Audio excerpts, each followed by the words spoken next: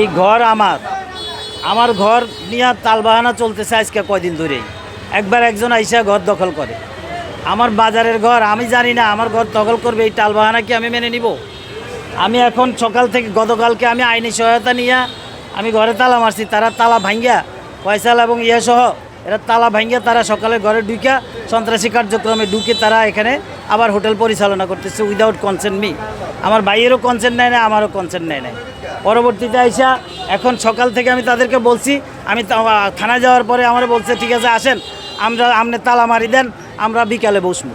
কিন্তু তারা না বসে আবার তারা কার্যক্রম শুরু করছে। পরবর্তীতে আমি এখন আইসা তালা মারছি, তালা মারার পরে পয়সাল নিজেও বাইরের লোক, ভিতর থেকে লোক বেরোইতে দেয় নাই, সে না বাজেছে আরেকটা নিজে আরেকটা তালা মারি হয়ে গেছে।